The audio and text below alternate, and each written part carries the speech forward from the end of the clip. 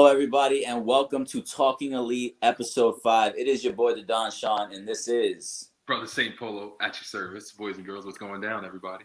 And we are here with one of the newest, hottest photographers ringside in the independent scene right now, Camera Guy Gimmick. How you doing today, my brother? Welcome to the show. What's going on, bro? Good, man. Thanks for having me. Thank you so much for being on here. Sorry for the technical difficulties we had, and sorry that we're starting late to all of your friends and followers who are joining us here on the show.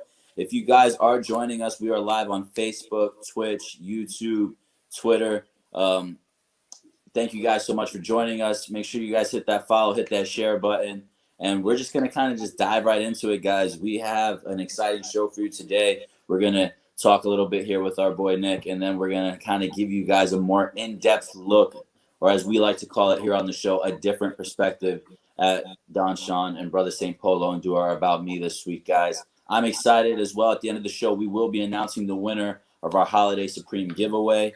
But without further ado, let's not get any more time, and let's just get into it. My man, so what got you into pro wrestling? Fuck. The first thing that comes out of my mouth is fuck. Honestly, like, I'm not exactly sure what specifically got me into wrestling, because like my earliest memories as a child were like spent on my couch with my dad watching I don't like just Stone Cold, not anything specific from my earliest memories, but like the first matches that I personally remember seeing as a kid, so anywhere between like, I don't know, 3 and 6 years old or something. Because I'm 27, so this was like about 97 through 99 was like the hotbed for me. So of course Austin and Bret Hart at WrestleMania, Undertaker and Shawn Michaels, Bad Blood, Hell in the Cell. Yes, sir. And oh yeah, yeah. There's one more. Oh, Triple H and The Rock SummerSlam, the ladder match. Oh, okay. Yeah, that's actually a low key gem. That's yes, bro. That's exactly what I was gonna say. Like that match is like, I don't know why that ladder match doesn't get a lot more credit, especially considering like who's in the ladder match. Like Triple H and The Rock are two guys who I don't ever think I've seen in a ladder match since then, and they I think had one of the best ones. Yeah, absolutely. And Triple H with them the purple tights, fire. Yeah.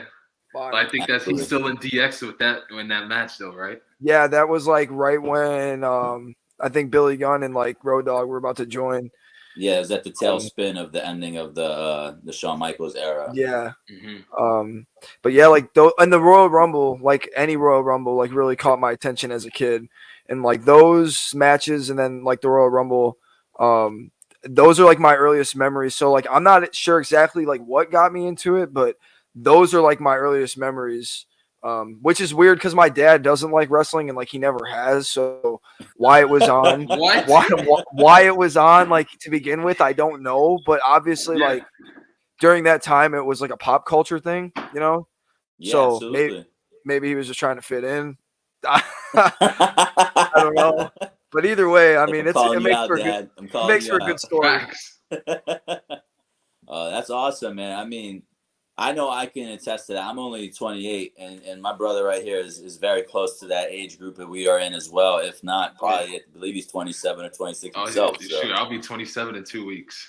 We're right there with you. I know around that time in the Attitude Era, you know, that was definitely my what got me going too. So I'll definitely mention more about that later on in the show. I don't want to take up too much of your time talking about me, but yeah, man, definitely one of the peak eras of and definitely that Stone Cold Bret Hart.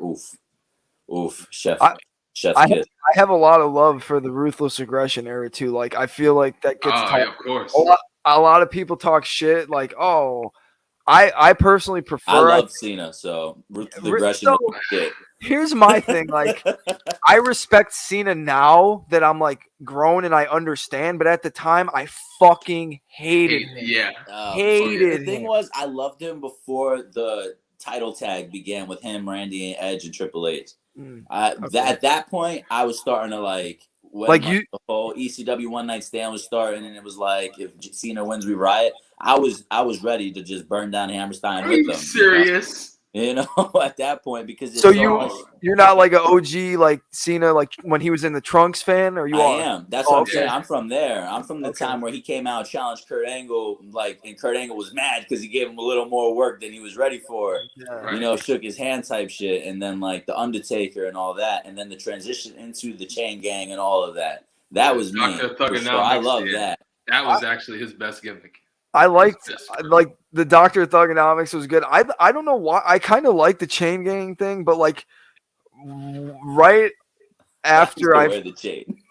Dude, I had that. You remember that he had like a shirt? It was like a bulldog on it, and it had like a helmet. I had that shirt, even though I fucking hated John Cena because I'm a mark. But like, it was like right after that ECW One Night Stand era where I was just like, all right, I'm done with him. Like, I was happy to see RVD win it, but then I think like it went back. I think Edge, right? And then back to Cena. Edge, and then went back to Cena like in that September. So I'm saying title tag. That's when I started to hate on him a little bit. Pretty much. I don't really like how Cena like talked all that shit about The Rock, and then like he literally just turned around and did the same shit. Basically, practically, he did the same thing. I mean, I can't knock him because when you get to a certain point in your career, you're not going to perform as much as you did once. Sure. So it's as you get older, like I kind of realize, okay, what he said about The Rock, it has some merit to it. But damn it, don't go and say that shit and then do the same shit like 15 years later, bro. Come on. Yeah. Like I get it, make your money, dude. Like I completely understand, but I'm all for that. I'm all for it, make your money, bro. So, I mean, I'm laughing so much because it's like the concept of being a hypocrite, right? It's just sad stuff, man. The guy was doing great, and then he just changed up on us.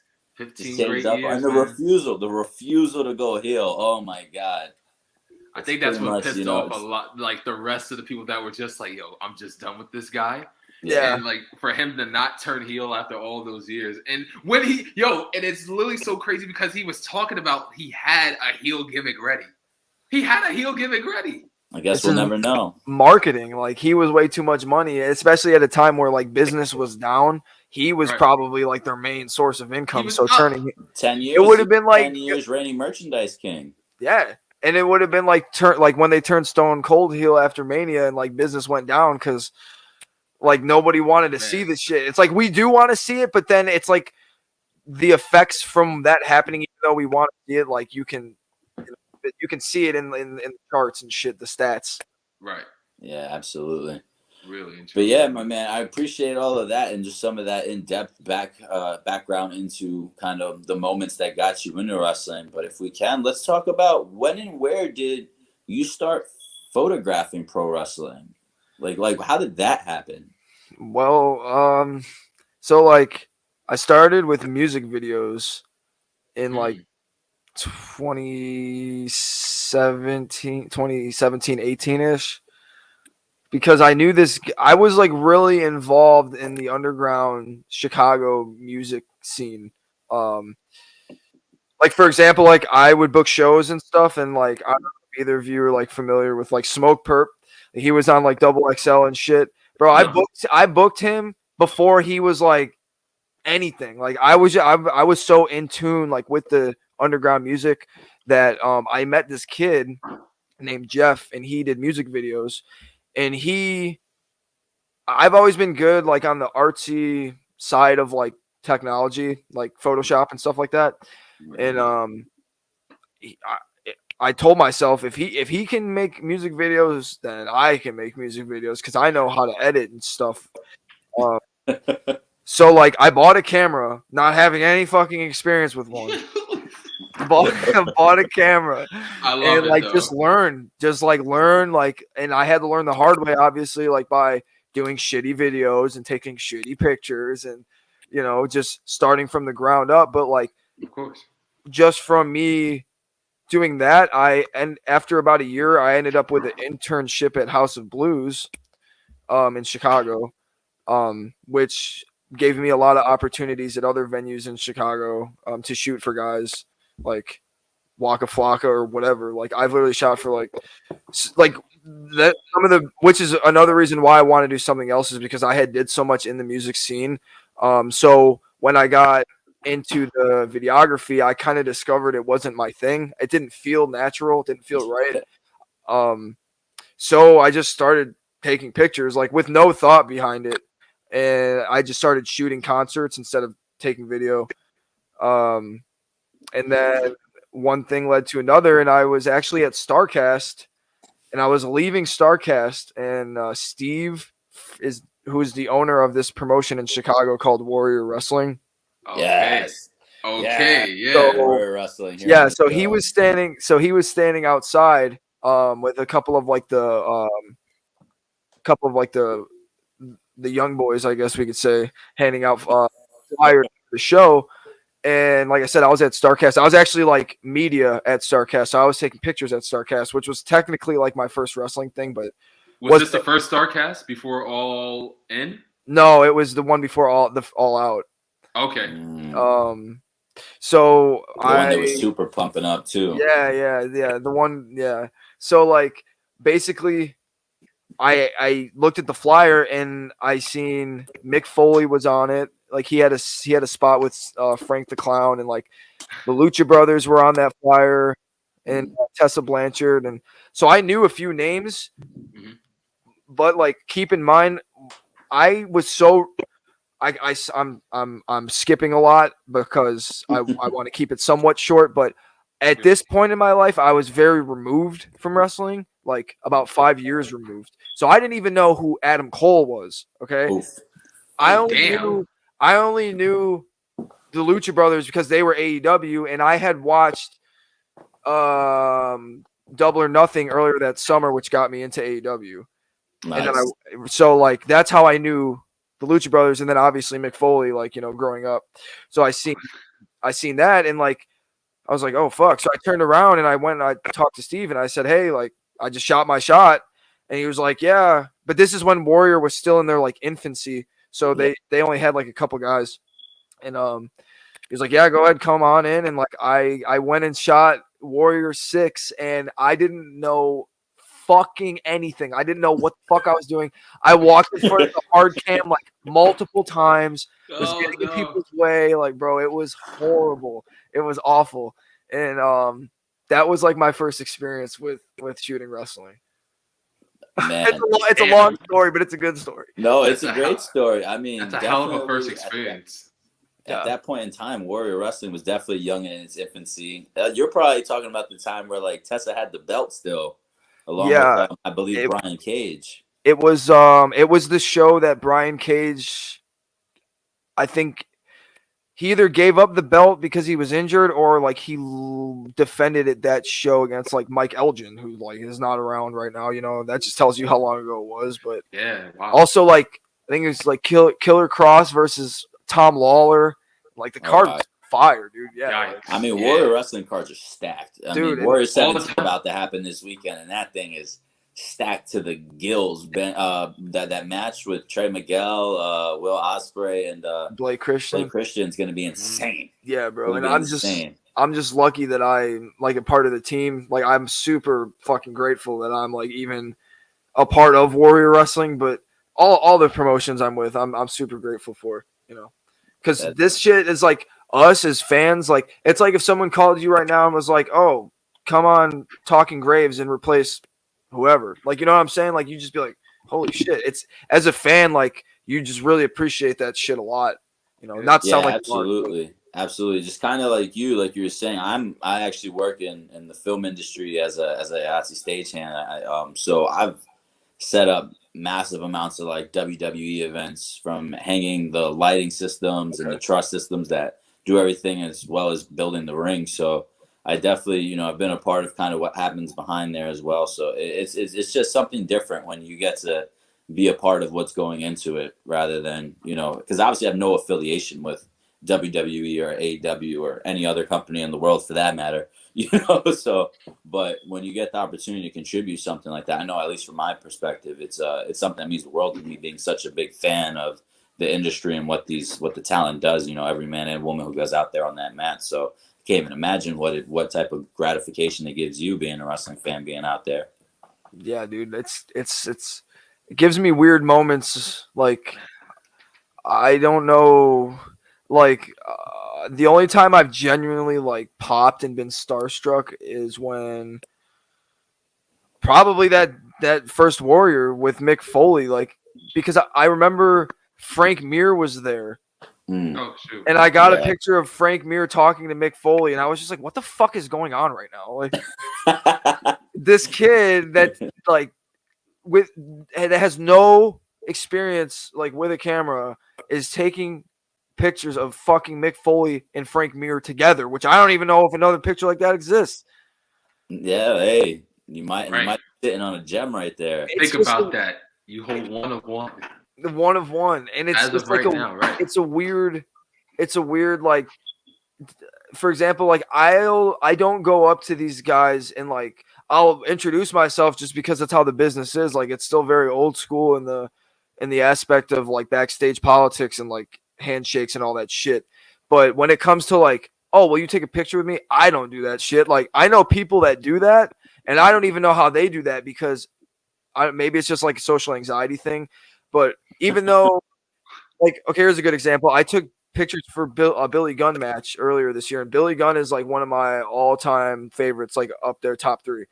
And I didn't take a picture. I didn't even ask. Like, I didn't even really introduce myself. I did told them I'm a photographer. That's it. Because those guys don't give a fuck, dude. Like, they don't give a shit. Like, I mean, not like they aren't appreciative of what you do, because they are, but they just don't.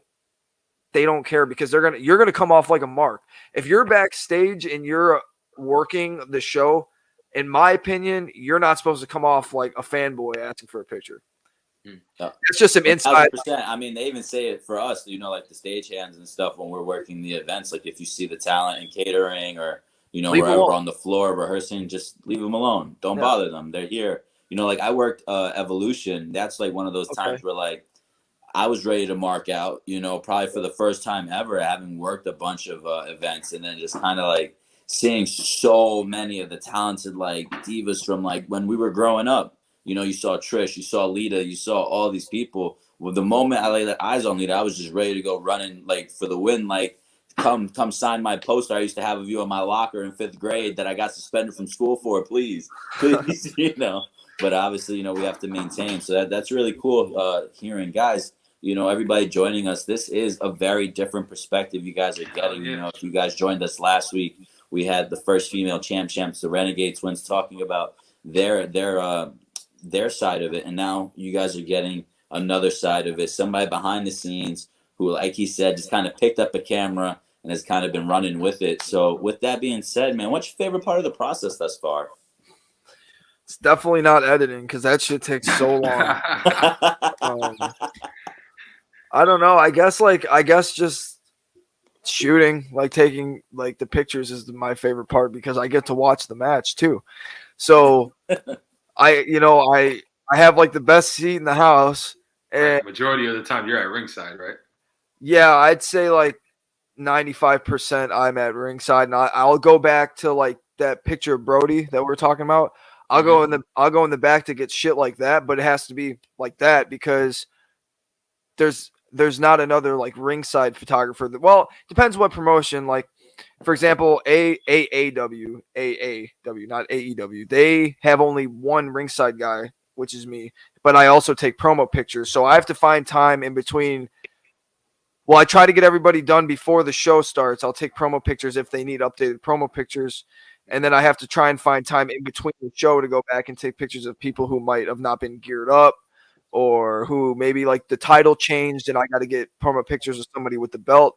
So I got to find time to run backstage and do that. But there's other instances like Warrior Wrestling where we have me, Brainbuster, 3-count photo.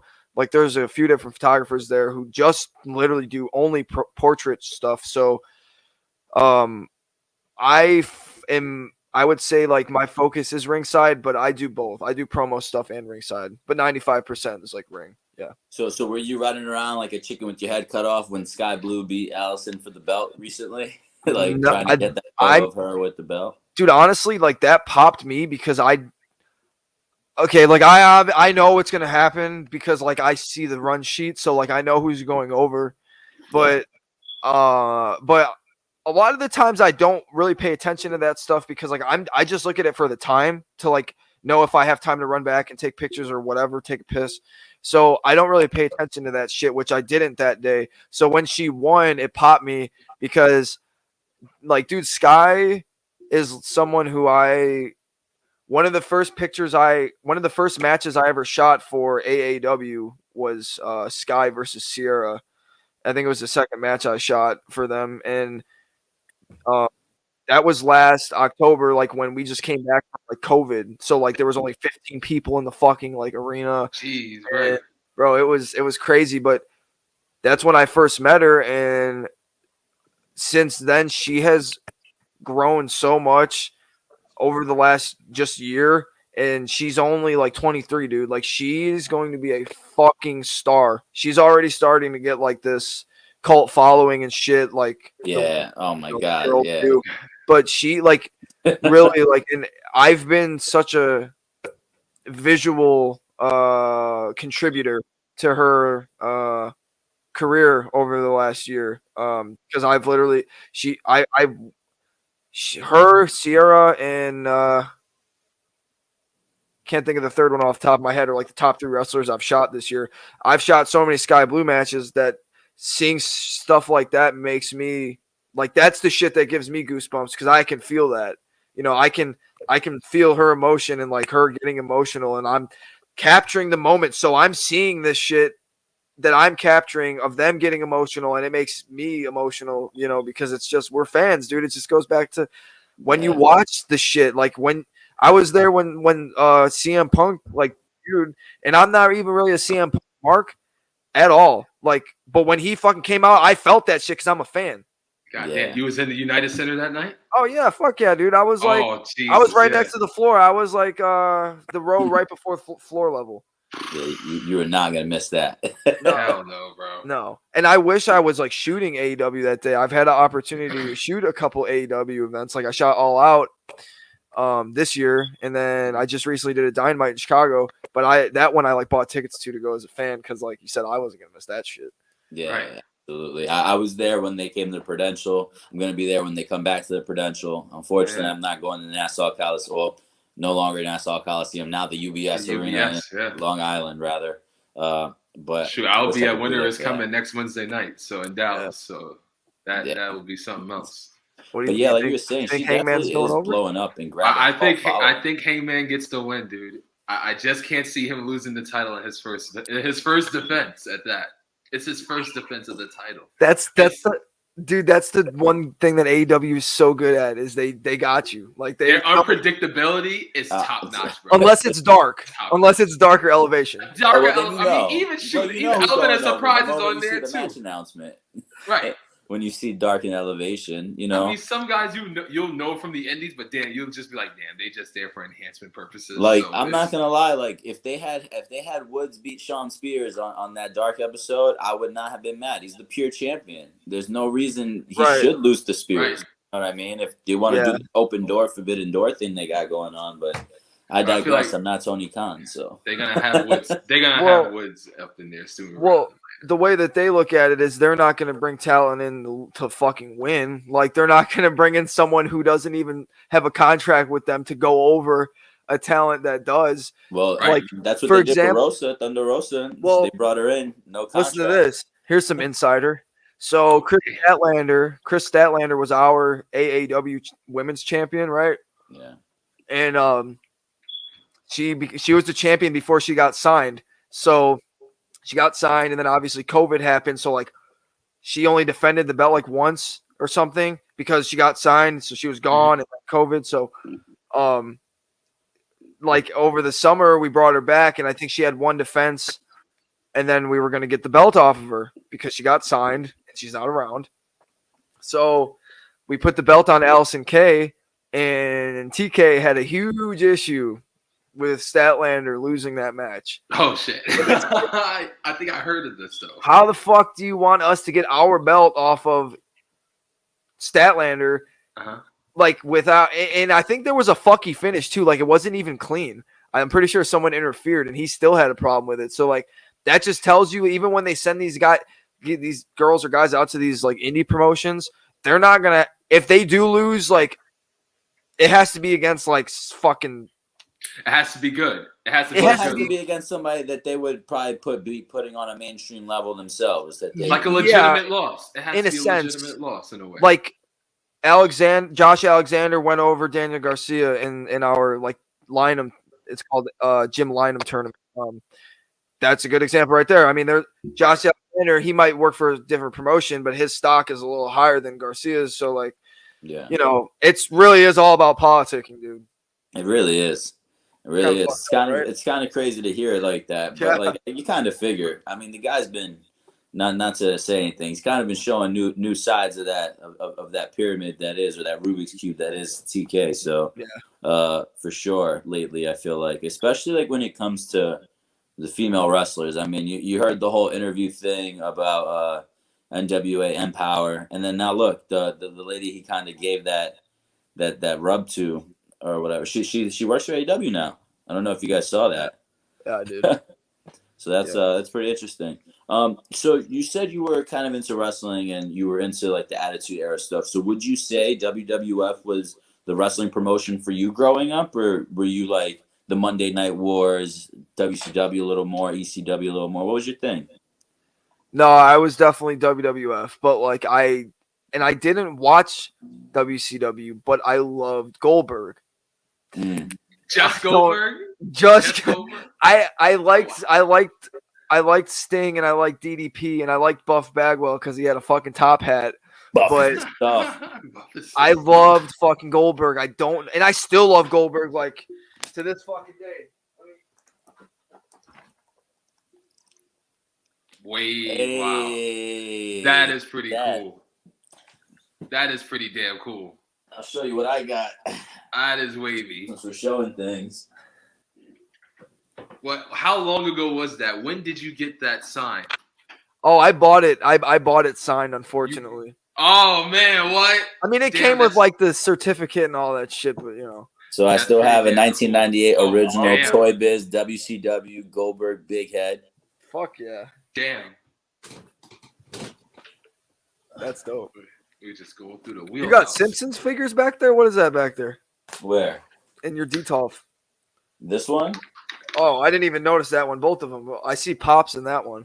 Oh, so I'm a huge avid collector of wrestling, combat sports memorabilia, as well as anime stuff. So I have a bunch of Yu Yu Hakusho merchandise, as well as Demon Slayer, Death Note, a bunch of stuff, Dragon Ball. Shit, man, I got so much. It's crazy. I would have to take you on a tour after the interview. Man. Bro, look at that pile. Look at that pile of fucking unopened figures. Yeah, it's pretty much what I'm sitting on too, man. I mean, you can see I'll chest it up a little bit. Is that a Moxley figure, right? I see. Yeah. Oh, I'm about to say I can't. Yeah. Oh yeah. But speaking of Goldberg, you know what this is? WCW United States title. It's a merch fest. Absolutely. Also a 99 original. You know, this was the kid-sized belts back in the day. Dude, that's fucking cool. That's cool. And I also had the belt when you press the center thing when it'd be like, ding. Oh yeah, my bad. Like, I remember those. Ready to wrestle the champ. So, yeah, I definitely do remember those. Yeah, I hear you, man. I didn't even really watch Goldberg like that either, but my brother, you know, God rest his soul, he used to love Goldberg so much, man. So we had a bunch of Goldberg stuff in the house too. That's awesome. It's just like that intensity he brings, dude. Like, I don't know. There's something like, which adds on to my WWF, WCW thing. When he came over to WWE, as a kid, I didn't think anything was wrong with his run. Like, I didn't until now that I'm older and like, you know, rewatching like SummerSlam 2003 when it was the Elimination Chamber and fucking Triple H still comes out on top. I feel like that was the start of like the end. Like, that was just a wonky like thing. Fucking monster in that match, dude. Like that match. That's one of the best Goldberg like matches ever. I know obviously there's 5 other guys in it, but like those 5 other guys. Exactly. made him look like a beast. But the bro, whole like match. how could you go wrong with Jericho, Shawn, fucking Orton. RVD, Triple H? Like, how are you gonna have a bad match? You know, you can't. Jeez, man.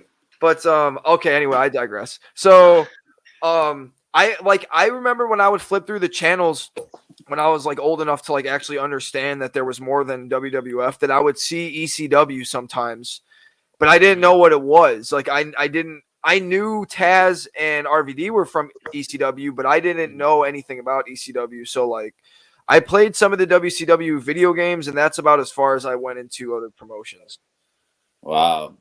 Yeah, That's I fair. definitely I had the ECW Nintendo 64 game and some stuff like that growing up for sure. I was more, I don't even know. I'd have to think about that as well because it was definitely WWF, same for me, but like my brother had like the WCW tapes, the ECW tapes. I mean, I still have the VHSs here in the house right now. Pretty insane stuff just thinking about it, but it's like it's always nice, I love to ask that question because it's always nice for me, and I'm sure for the viewers watching at home. Just like we love to say, it's our key moniker here. You'll probably hear us say it a lot throughout the episode too. It's just a different perspective. You get a little bit from everybody, just their unique view of what the community of pro wrestling is to them, and kind of what their things that they love the most. So I definitely appreciate it, man. So then, what would you say has been your favorite match that you've either photographed, or that you just seen wrestle and seen happen? Whew, fuck. That's a good question. It's like a basic question, but it's a good question because I like don't answer those questions. Fuck, man. I don't know. Like I'm trying to separate ones that I've seen live against ones that I've shot. I think the best I think the best live match I've seen is the Young Bucks versus Kenny and Hangman, the tag match at Revolution. Talk to me. Bro. Talk to me. When that shit was happening, I went with my friend Marjay, who's like he grew up a wrestling fan, but nowhere like near as we all are. Like he was just kind of like a whatever. He casual kind of, yeah. Yeah, he knew like the Stone Colds and Shawn Michaels, but he didn't know like fucking Deborah, Stone Cold's wife. You know what I mean? So who I met this Saturday, she's really nice and she looks the exact same. Oh, really? Wow. Yeah. Oh, damn. Okay. That's awesome. She Right. So like it was dude. It actually surprised me. Like to add on to the Deborah, looks the same. You see that? Right. Jeff Jarrett was there, and like oh damn, we didn't get a Jeff Jarrett Deborah spot in the show.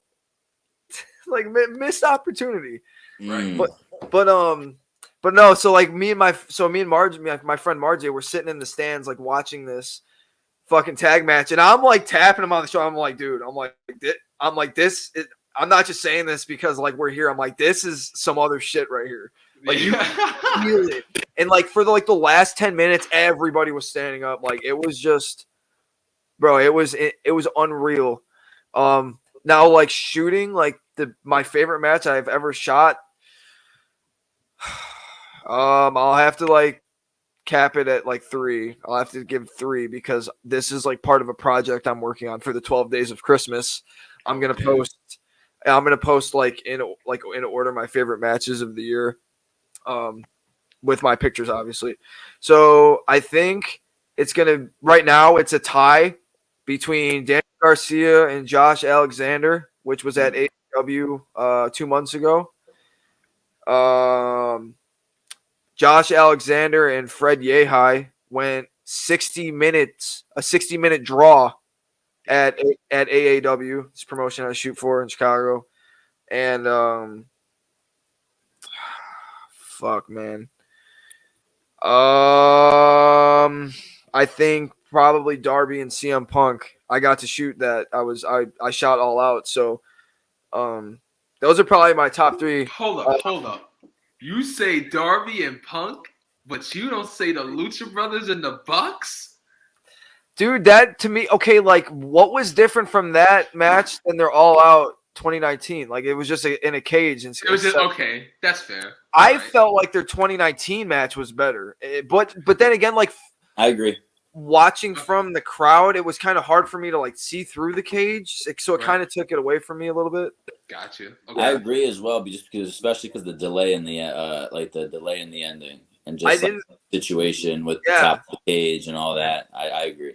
Well, I didn't really understand like why everybody did Dave Meltzer rate it 5 stars? I think he did. Like 6, yeah, he gave it like 6 stars. Starman and his stars, bro. Yeah, but Starman, look, man, see, like Starman and his stars, bro. The tag match at Revolution could have got 6, and I would have been like fine, but not that. Not, 6. Yeah, not that cage. The cage, it was great. Like All Out 2021, until something better happens, will hands down go down as the best wrestling pay-per-view ever. Like whether it's like an opinion statement. That's a very statement there, Nick. It's just the numbers. Strategy, Cotton. Yeah, bro, and it's just, I've had like such a good time also watching Daniel Garcia throughout this year. Like he is a fucking machine, and I'm so monster, yeah. He's been balling. The match between him and Josh Alexander is one that I would employ everybody to go back and watch. Like 2 technical fucking dogs just doing what they do best. That match was fucking great. Seriously, that is probably number 1 for me. Honestly, my favorite match I've ever shot. Yeah, no, he's been rocking. You guys hear it here first. Go find it. Josh Alexander and Daniel Garcia. That man is going to be a problem of the year. Go find it, guys. Just one time to all of you guys joining us on Facebook, on YouTube, Twitch, Twitter. Thank you guys so much for following and joining us. Please, guys, make sure you guys hit that thumbs up, hit that like, hit that share, hit that subscribe, hit that notification bell, hit that follow wherever you are joining us. Thank you guys so much. Again, we are here with Nick, better known as the Camera Guy Gimmick. He shoots and films behind the scenes for promotions on the independent scene, as well as you hear him talking. If you're just joining us, he has shot for AEW. He's been in the building for many big events, and he just told us his favorite match he's shot so far, Josh Alexander, Daniel Garcia. So make sure you guys check that out. Just kind of moving on and continuing on. Just so, what's the camera like? What are you using to make this magic happen? I know you probably don't want to spill too much for the rest of the world to go out there and steal your thunder. No, it was like the Krabby Patty secret formula, bro. Yeah. You can't give that out, man. It's Let's all be planktons then. So I've bounced around. I started with a Panasonic GH4 when I was doing like music video stuff, which is like a 4K camera. It's just kind of like a basic. It does okay. It does definitely do better video work than photography. Yeah, but I upgraded to. I had a Sony A6400, and I recently upgraded again, which I will not reveal what my new is because let me tell you something, dude. All right, so you can have the most expensive camera, but if you don't know what the fuck you're doing, it doesn't matter. Like it does. Like actually, I'm not even gonna say it because about the fun. But hey,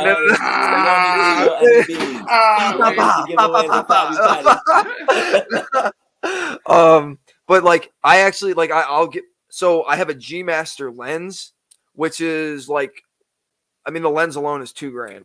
So. Yeah, like I have a good combo between my body and my lens. Like I have a camera that shoots very well in low light. Like it takes the frames per second is high, so I can shoot better in low light, which is ideal for like even if it's not wrestling, like any kind of sports photography, really, because whether it's shadowing, like say if it's baseball and someone could be like swinging, well, you might get like shadow on the swing. So it's just good to have like different lenses and filters that go over the lens. There's a lot of shit that goes into it, really. Like the camera is just like 25% of it. Yeah, absolutely. I mean, it definitely goes into. You definitely got to be skilled. You got to know how to focus, how to do all that stuff for sure, and just have your fundamentals and all your stuff down. So timing is huge, and that goes with any like whether it's sports or weddings. I think maybe just photography in general. Like timing is everything. Obviously, you're capturing the moment, but like if I'm leaning on the rope and I'm trying to get a picture, and if someone's about to Irish whip off of the rope, if I don't move, then I'm gonna get someone's ass thrown in my face because the wrestler ain't gonna care to fucking stop. If they hit me, it's my fault, and I'm gonna get heat for it because I was in the way. I probably looked bad on the stream, ruined a spot, whatever. So unless you become a spot, unless you improvise and just become a spot. I'm trying to get my hair cut. I might make that work. Maybe a heel throw me in the ring. They can, cut my shit. There's been a few cameramen who've had spots, so I mean you're right. But like it's all about fucking camera smashed. Well, dude, like I remember, you guys know wrestling with unicorns. They post the clips. Yeah. So Martin is one of the two guys who run that, and me and Martin work a lot together. And we were working a Warrior show, and Martin didn't smart anybody up to the fact he was going to be beaten with a kendo stick by Robert Ego. And everybody thought it was a shoot. Like Steve, the promoter, thought it was a shoot. Like Basil, who's like another photographer, like he walked up to Robert while he was hitting him on live stream and was like, "Dude, stop!" He's like, "Get the fuck back!" So like, yeah, bro, I could be a spot. I could be. Oh man, I need to get over a little bit more. I'm about to say, what would be your pain tolerance? Would you take kendo stick shots? What's your pain tolerance? I don't know, man. I feel like that man, might going through a flaming table. No, fuck that. That might open up a different door for me. Then I might want to like get in the ring, which I don't want to feel like I have enough balls to do that. As much as I love wrestling, I'm only like 5'8", and I mean now we can make it work. Like people that are my height, like Bro, I'm telling you, right. I'll stick to the outside, and maybe if I am in a spot, I'm flattered. But if I'm not, I'll. The Briscoes put you through a table, you'll be over forever. The Dudleys put me through a table. I'll do it. Okay. Well, the Briscoes are the closest thing we'll get to the Dudleys. If Billy Gunn wants to give me that's the point. And if Billy Gunn wants to give me a famouser, sign me up. Yeah, I'll take a famouser from the Ass Man any day. From Billy Ass. For sure. Billy Ass boys. So then, since Billy Gunn is your favorite, I do have to ask you, and I know this is off. This is completely nothing to do with anything, guys. Good man. Billy Gunn or Dolph Ziggler? Who's famouser? Damn.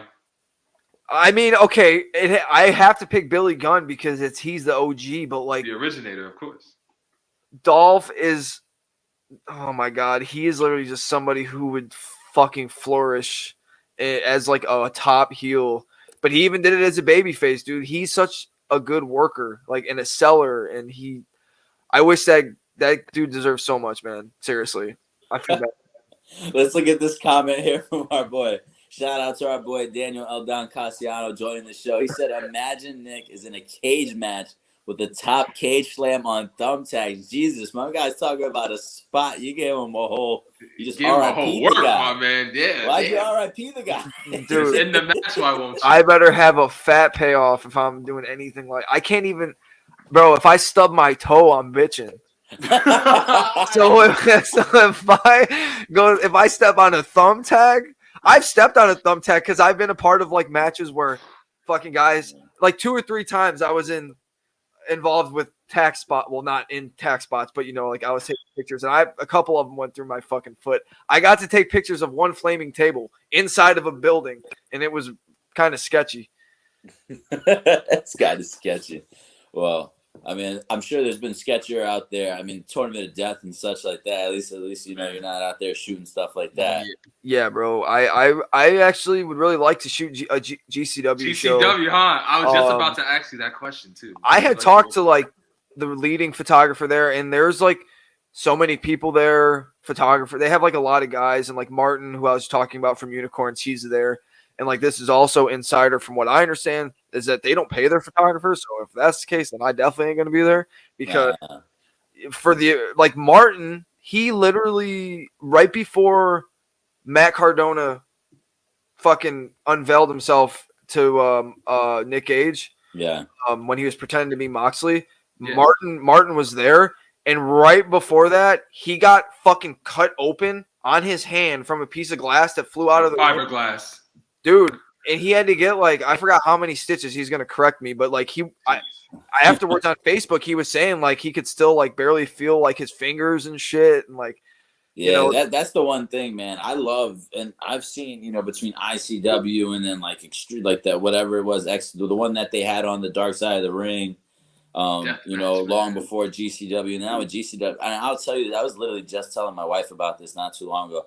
I love wrestling. I used to try backyard wrestling back in the day, you know, the old AWA school, and it was so funny because that a photo just got shared recently with it of a Jay Lethal match that happened in that building. But like I used to go to like a lot of the indie stuff in my local Jersey area and New York area, but man. The one thing, and it's not a knock at all, shout out to you crazy motherfuckers. The one thing that I just can't get over is the light tubes, man. Especially now being like a film electrician and knowing the damage that happens. I mean, all that tape that they put on, all the padding that they put on, and they're still getting cut like crazy from these things. Those light tubes kill me, man. It kills me. And it's not good for your respiratory system. Any of it. Like nothing about it is good. And these guys are just loving it. I was in Dallas on Saturday night for Jimmy Lloyd against John Wayne Murdoch. Fucking bonkers, bro. What a promo cut for that. Yeah. For real. Fucking bonkers, the whole match, bro. That was like watching my first GCW death match in person. I didn't even know they were gonna have a death match on the card. Let alone it was the main event of the night. I'm like, Jesus, Mary. Yeah, Jimmy Lloyd cut a crazy promo on John Wayne Murdoch before that, talking about how he's the heart and soul and he's not going to go down without a fight. I mean, shit gave me goosebumps.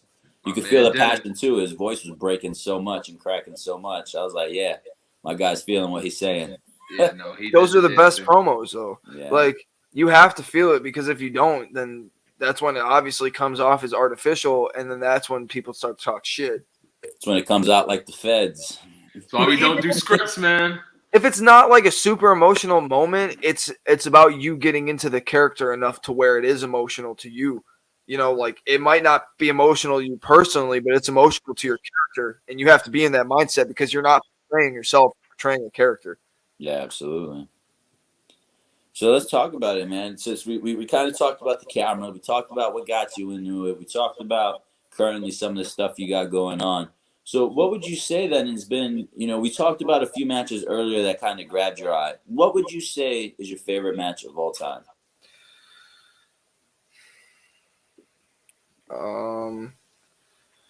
Fuck, man. I think really, God, I try not to like include gimmick matches because those are so entertaining that it's like unfair for them to be my favorite. God, don't worry. You know what? Iron Man matches. I think if I had to pick one match that's my favorite, I'll make it easy because I'll fucking sit here forever trying to figure it out. My favorite WWE Ruthless Aggression era match is tied between Kurt Angle and Chris Benoit at the Royal Rumble. Mm-hmm. Oh, I think it was 03 or 02.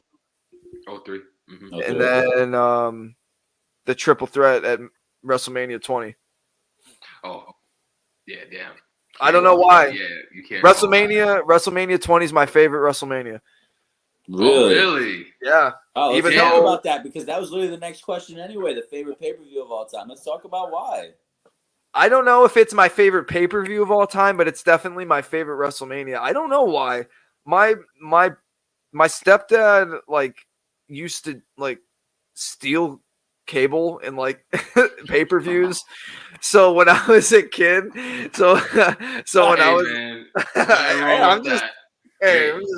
came from a spot where we had like illegal cable boxes everywhere. So the black guy. So yes, for whatever like that time of my life, it's probably my favorite WrestleMania is because I was like so happy as like a clueless fucking adolescent that I didn't know how shitty my life was going to become. No, I'm just kidding. No, but like Real world facts for you guys. Real world facts. for whatever, like the Undertaker returning as the Dead Man, For sure. But I loved the Big Evil character. I loved the American Badass. Like now, especially that I'm older, I think I like that character more. But there was just something about that WrestleMania, like with The Rock coming back, and then like the Undertaker and Ultimo Dragon debuted, even though it was dog shit. And the main event, and I don't know, man. Eddie Guerrero and Kurt Angle, that one just speaks to me. And for whatever reason, I like correlate that with the first Ice Age movie because they released like right around the same time. So, well, damn it, you believe it or not, like every 10 years, WWE goes through a transition period, and like that WrestleMania was definitely a transition. Even within like the Ruthless Aggression era, like you knew like it wasn't gonna be the same after that night. I think my favorite pay-per-view of all time is probably the Royal Rumble 2001. 2001. Yeah, 2001, where Kane went on that fucking. That I think is also the best Royal Rumble. Where Kane on that elimination tear. Yeah, fucking Drew Carey. Yes. Drew Carey, and then like Stone Cold man coming out, and yeah, man. It was I during that time I would record them on VCR because obviously like that's what we had when we grew up. So I would go back and always watch I would go back and watch the promo between Triple H and Kurt Angle, but then I would fast forward through the match because I thought it was the most boring fucking match ever. Did either of you like appreciate Kurt Angle when you were a kid? Like, you know what? I mean, I think 03 was one of his strongest years. But yeah, sorry, bro. What were you saying? His character off rip like really intrigued me. Like when he first came in like 2000, like I was like, man, this man is just like a fucking goody two shoes. He can do no wrong, bro. He could definitely do no wrong. And then when he intensified, like he was saying, like 02, 03, he started like bringing his wrestling side, and he adapted the ankle lock into his arsenal. I'm like, damn, this dude started the broken freaking neck shit. That match he had with the Undertaker, and then like you were saying, just the run he went on, the matches he had, the people he had him with. The dude was putting on classics in 03. Yeah. And then with the world's greatest tag team, I appreciated that. But like right around the time where he was doing like the mouthpiece thing, getting ready to go to TNA, I wasn't really a fan of him. Really? I loved that. I love the wrestling machine. You ain't like the intensity? I like the intensity for sure. But again, he had that intensity with the world's greatest tag team, Team Angle and all that. Then that kind of died down. He had like a solid 6-month run. And then before the mouthpiece thing. The mouthpiece thing became crazy. Because then he started doing the straps, the open challenge, started ankle locking the whole world and everything. My man, then showed the Cena thing. Remember, I went Cena all the way. Yeah, I didn't get it when I was a kid. Like the Angle went like Angle before he was bald, basically. Like I didn't get it, so I didn't like him. And then, dude, because like I liked guys like Shawn Michaels and Jeff Hardy and Billy Gunn, so. That tells you that Kurt Angle is not gonna appeal. I like dudes that walk around with like hearts on their trunks and lips and fucking painted nails. I don't like fucking Kurt Angle. But now that I'm old, I loved the wrestling machine. Like what you're saying you didn't like, I fucking loved that right before he went to TNA when he was in ECW. Yeah. I loved that. Yeah. I thought my thing at that time was I wasn't a fan of that iteration of ECW. Oh, nobody was. And the fact that they made him go be the flagship there, it wasn't because the wrestling machine in the TNA, like that style Kurt Angle, I was loving it. But it fit as some people would call him Kurt.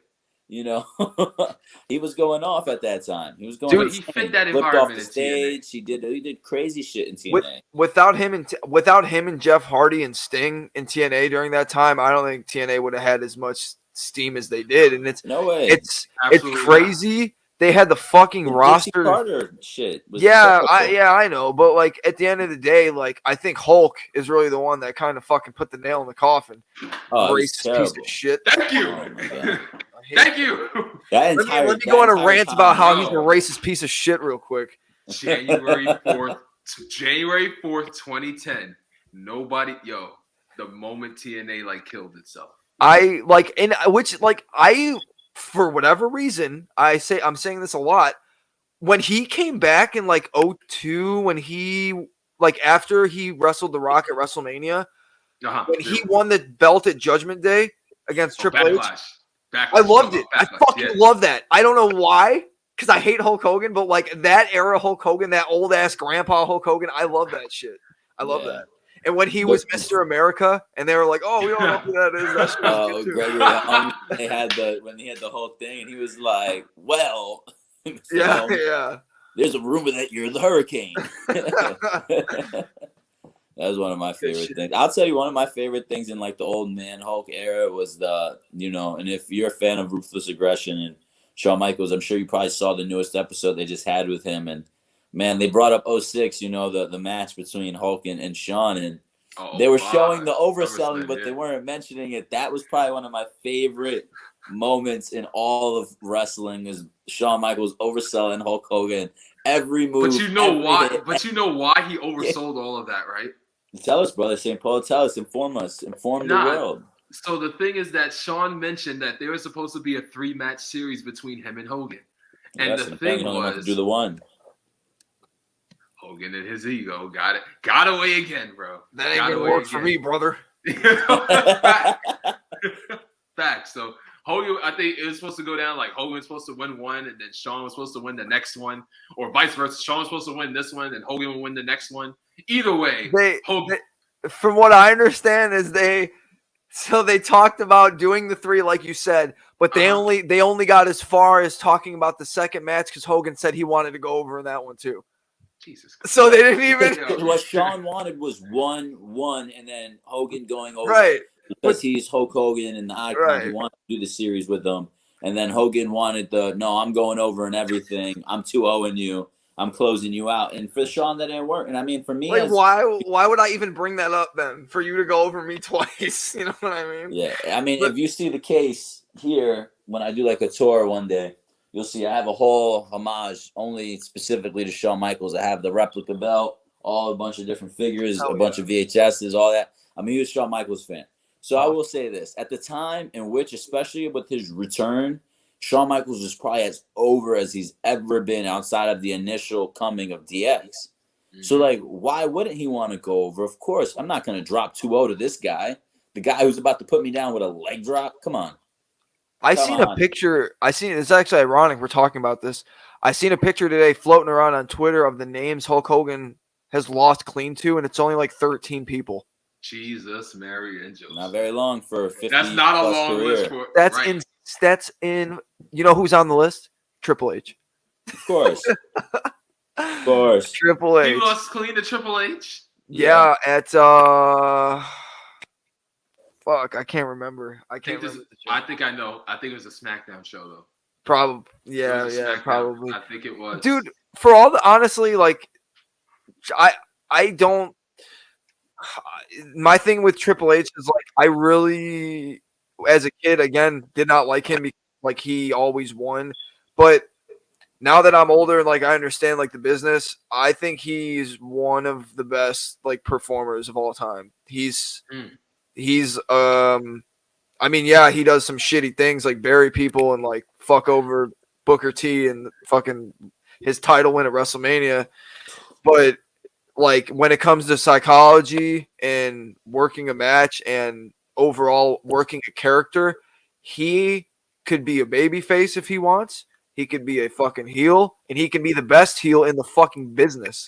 Always. I think, and I love in the Ruthless Aggression era when he was wearing like the purple and the blue and the red. He switched it up, yeah. Dude, I love that. It was like Harley Race from the torn hamstring. Mm-hmm. And how could you not respect something like that? Like, and he did it again when it was him and Shawn against Rated RKO. He fucking did it again, and he did the same thing. Finished the match. It's like, how can you not respect? Like, yeah, don't get me wrong. He has the reign of terror. Yes, we all fucking hated it, but at the end of the day, John Cena had a fucking reign of terror, in a way, which is why everybody hated him too. But you gotta look at it like this: Triple H. I feel like Triple H put over more people than John Cena. Yeah, absolutely. But at the time, Quote too, me on it. let's call it for what it was. I mean, at the time that John Cena was doing it, there wasn't as many great people that were actually getting super buried. There was great talent, but not as many as like the Triple H stuff. Really. Well, if you talk about like what could have been a lot of 2006, great careers from WCW and ECW. Right, 2006 to 2010, though, there wasn't a lot that John Cena had killed. But 2010 on, like, there is so much talent you could have, like, really built up. Yeah, I mean, the only person I would say that I don't really disagree with is that whole Ryback shit. I don't really fuck with that guy. See, it's like there's weird, like, situations like that with Ryback, but then there's situations like the Nexus, and it's like Wade Barrett. Well, yeah, exactly. Like, what's your excuse for that? You know, like, I get it, dude. Like, you want what's best for the company, and like sometimes that might come off selfish if you think it's you. And I totally understand. Like, that's probably a fucking shit situation to be in. But hindsight's 2020, obviously. Like, when we all look back on this shit, it's easy to say, like, oh, they should have did that. But like at the time, like, business was not good, you know. So like keeping Cena hot was really the only thing that was keeping him afloat. Yeah. They're just trying to trade in the belt. Like I said, that belt tag, him, Randy, Edge. If you would have gave Wade Barrett just one run, just one run with the title, I feel like you would have flipped the entire narrative in WWE. I was already checked out by that point, so I completely missed the Wade Barrett experiment. Like the next, yeah. Yeah, I had just seen pieces of it, like, going back now. Mm-hmm. So I mean, like, they had, you know, obviously now Jake Hager, they had him as Jack Swagger at that time. There was a lot. There was a lot more they could have done, but again, like you say, hindsight's 2020. We're now in the future looking back at it, and obviously as fans and hardcore fans, as which we all clearly are, that we're doing something like this. We could all have crazy and our own very verbal and vocal opinions about it. But yeah, let's keep going, my brother. So we've talked about a bunch of different matches, a bunch of different talent. My last question for you, most likely, is going to be this, man. So, what is a dream match you'd love to photograph? And it doesn't need to be people who are currently signed to promotions you work for. You know, they can just wherever, whoever, whatever. I really want to take pictures of Chief Keef. Really? Yes. Really? Like, really bad. Like, if there's one person probably who I had to choose to take pictures of, it'd probably be Chief Keef, just because I'm from Chicago, and like that goes back into the whole thing I talked about in the beginning with me being like so involved in like the underground scene. I was so into music when he was hot, like, and you know, I was actually I'm lucky enough that I seen him perform at Rolling Loud in Florida. So I don't know if you guys know this. Chief Keef can't perform in Chicago. Oh shoot. He can't. The city won't let him. Like, legit. The city won't let him. There was a hologram that performed at a festival, a Chief Keef hologram, and they shut down the fucking hologram. But why won't they let him perform in Chicago? Like, because of the riot? Like, yeah, because he's like a drill rapper, and like, you know, like he caught, like, you know, all that shit. But like, wrestler. I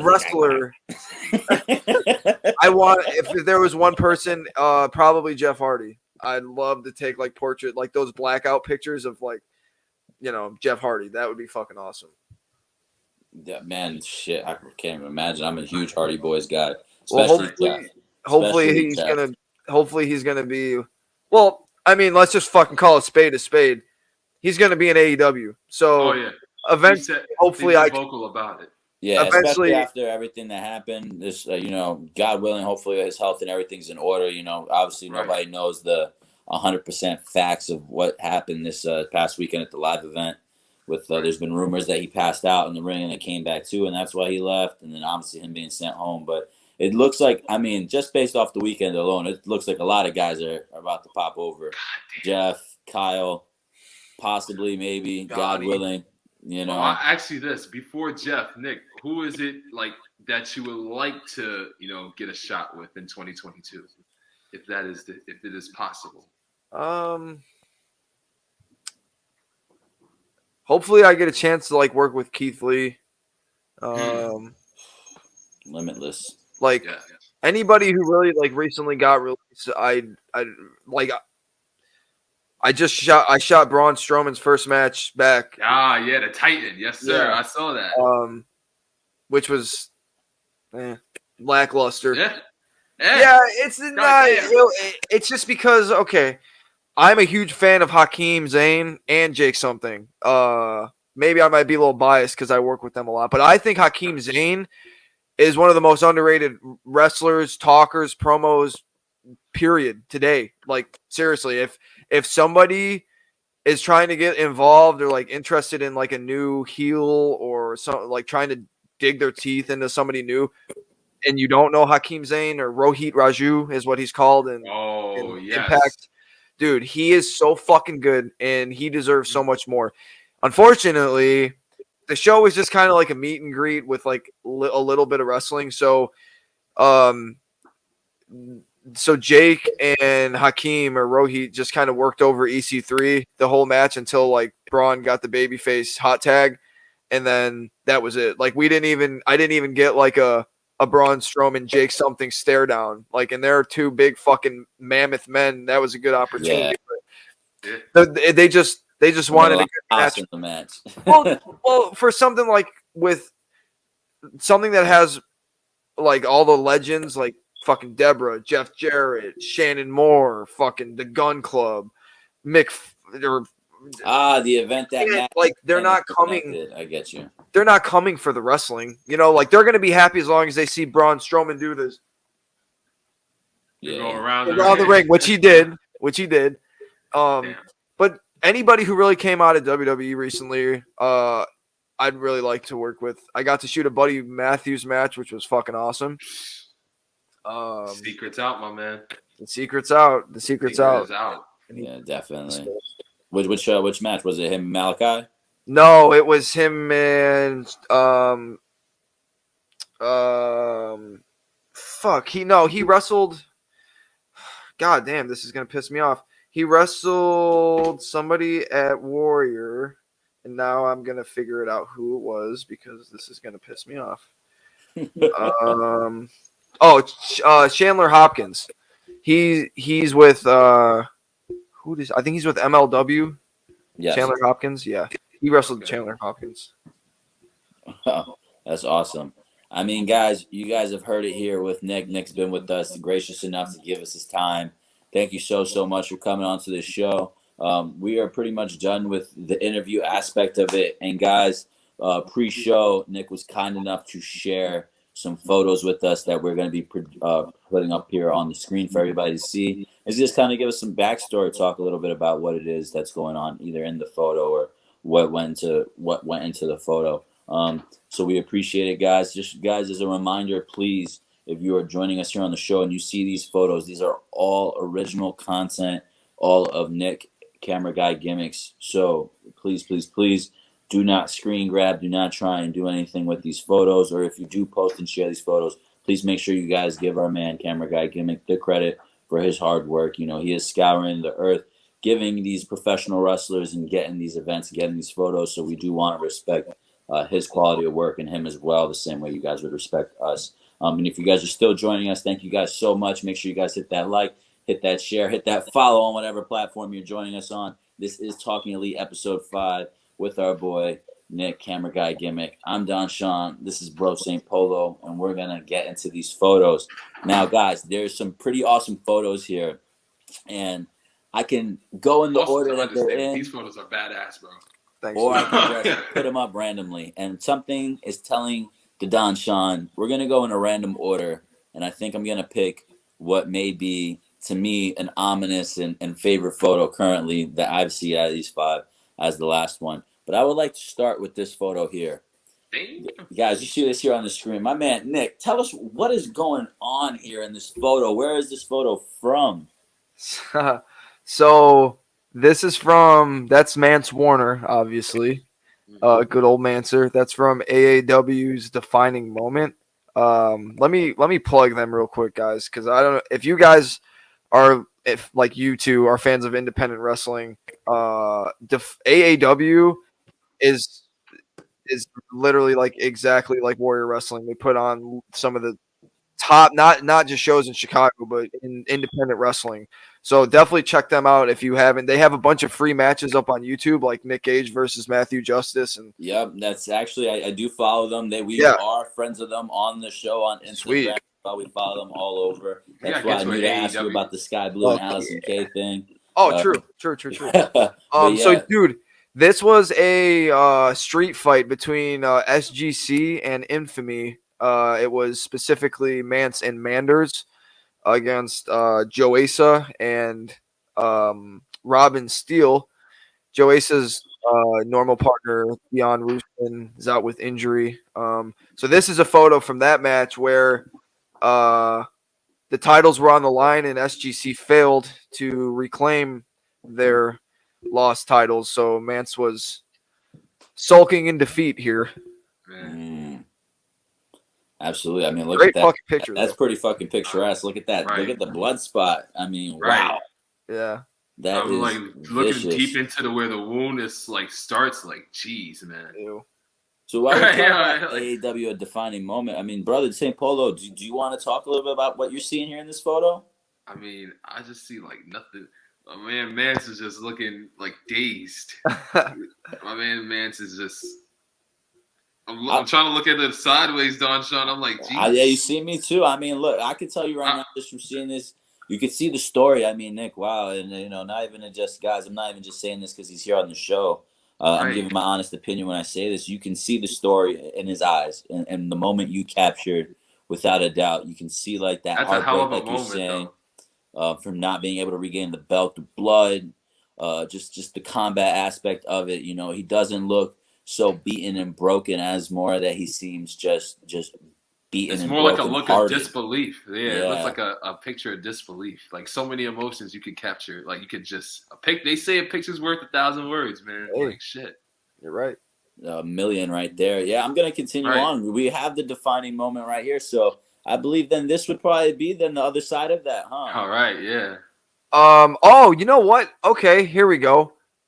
Let's backtrack a little bit. That match that we just went over was actually a grudge match after SGC caused Infamy to lose their titles once they defeated SGC for them. So he was sulking in defeat because they did not get revenge, not because they lost their titles. They had already lost their titles.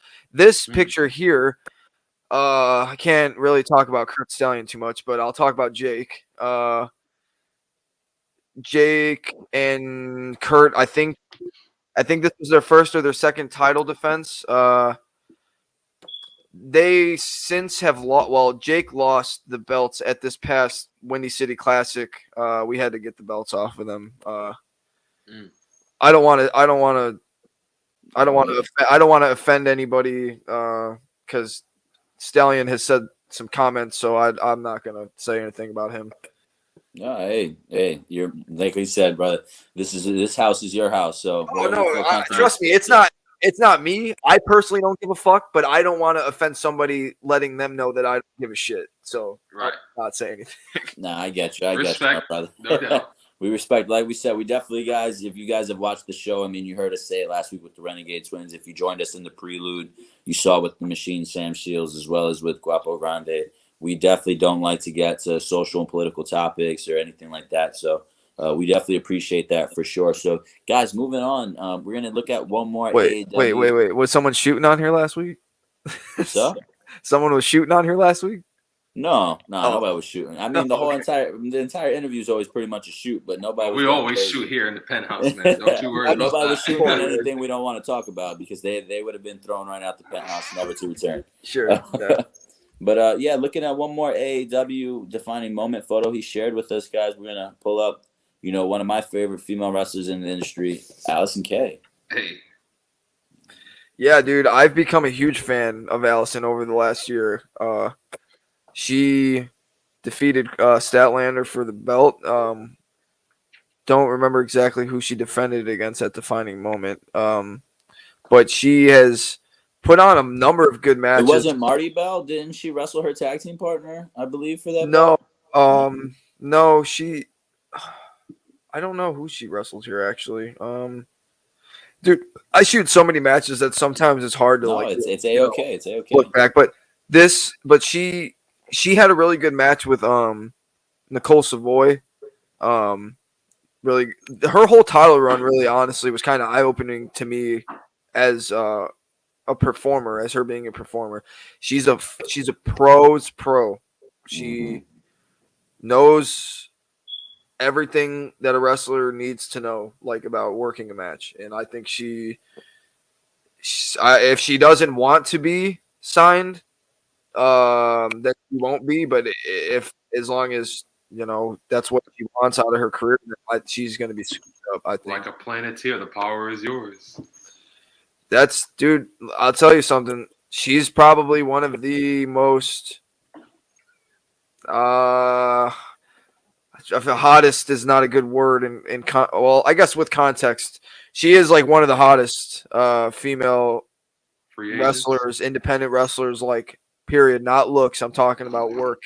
No, absolutely. Backstage. Right. Listen, we understand what you're saying. And no, bro. Right. I gotta clarify. I gotta clarify for my own well-being here, for my own mental. But she's I'm a huge fan.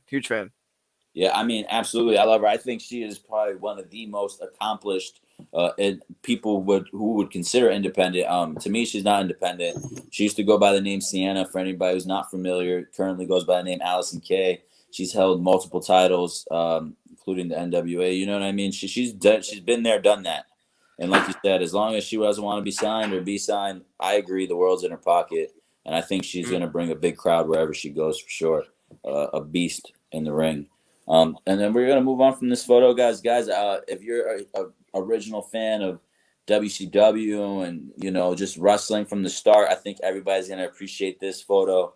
I can't wait to hear about it. Oh, my man, yes sir. How did you get that shot? I must know. This was at All Out, or actually, this was at the Rampage before All Out. So like, I shot the three, like the Dynamite, Rampage, and then All Out. So this was from the day before, yeah. I was actually like on the side of the ramp, and then he was just walking down the ramp to make his entrance with Darby. I think Darby was wrestling Daniel Garcia that night. Yeah. Fucking great, dude. Honestly, that I got that. This picture is hanging downstairs on my wall on a piece of like acrylic, 24 by 36, like quarter-inch thick acrylic.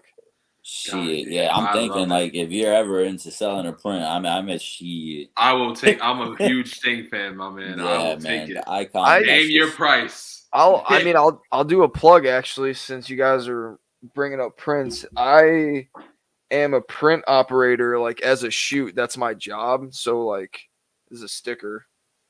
Oh, let me get this photo off. Yeah, put that up. Okay. All right, let me see. Sticker. I got some prints. Damn. I got some prints here. You got the Pokemon poster. Oh my God. Punk. It's Punk in color. And black and white. I love it. Miro. God's favorite. These are, somebody ordered these. Punk and Darby. Tell them I will buy whatever he wants. Yeah, man. Plug that site. Plug that link. Go ahead. Go for it, my brother. Well, it's actually just DM me, because like I said, it's my shoot job. So like, I handle all my orders like personally, directly. So I'll literally print them myself and like pack it up and ship it to you and all that shit. So awesome, guys. So if you guys would like to do that, you guys gotta go ahead and get on Camera Guy Gimmick. Shoot him a DM, guys. I'm gonna put it up on the bottom for you guys in just a second, so you guys can see. But it pretty much is the name he has there. He literally has it there himself as well, at Camera Guy Gimmick. If you guys are paying attention and seeing that. And in just 1 second, I'm gonna head and get that last photo up for sure. But let's talk. I saw you doing stickers. You do stickers as well as the photos. Well, like any print, like any like vinyl, acrylic, plastic, like magnets, anything like that. I do. Oh, that's pretty awesome. All right, guys, as you guys see, we have the handle right there. Take a look at Camera Guy Gimmick. If you guys are interested in any of the prints, stickers, shoot job, you heard it here first. Shoot him a DM, and he'll take care of that personally with you guys. But as we keep moving forward, guys, let's look at this last photo here and just get a little bit of in-depth behind it. the guy, Violence Unlimited. Damn. Former member of Villain Enterprise, which I'm sure he definitely doesn't want to be associated with all the stuff that happened with Marty and all that. But that was definitely when I became a huge Brody Lee fan. So Brody King fan, rather. Sorry. Knock on wood. God rest his soul, man. Obviously, you're thinking about our podcast. A Brody King fan, rather. So just talk us through about this a little bit. I was very nervous to take this picture.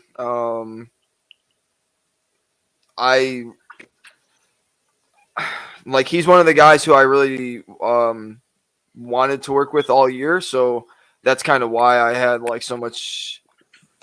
When you're taking like a portrait or a promo picture, it's a lot different than in ring, obviously. But I only have like a few shots to get it right because I don't want to annoy somebody by like asking them to stand there and let this fucking flash go off in their face because I can't get my shit together. So I was a little nervous, but it actually turned out way better than I expected. I got a few different photos of them, but this is the one that I used. And this is going to be in the photo zine that I just put up for pre-order, which contains 18 wrestlers total in this style art, or however you want to describe it, in a magazine type thing. So it's basically like an autograph book. You know what I mean? Like you can like take it and get it signed by whoever's in there. That's super awesome. And you said this is up for pre-order? Yeah, it's on CAMERAGUYGIMMICK.BigCartel.com for $14, I think.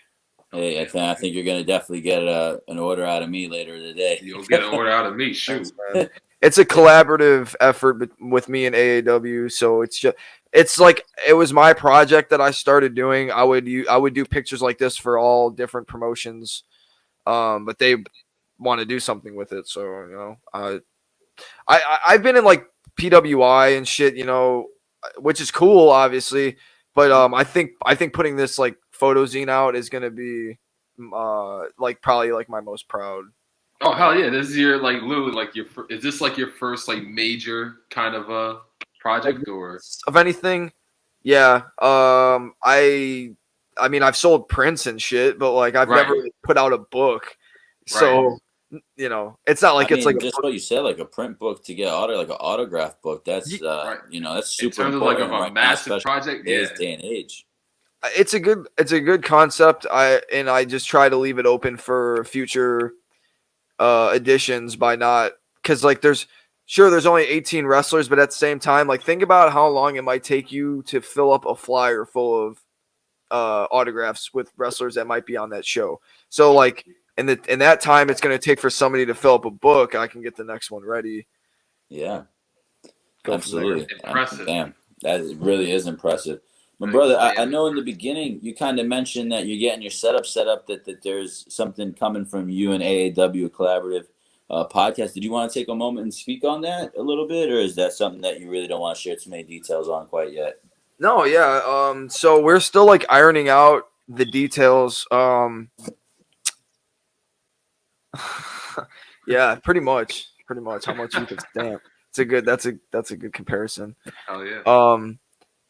We're like ironing out the details right now. We did like a pilot episode type thing on the Backstage Boys feed, which is Trent, who is a producer at AAW, and then Basil, who is BZ. He's a photographer. You've probably seen some of his shit too, but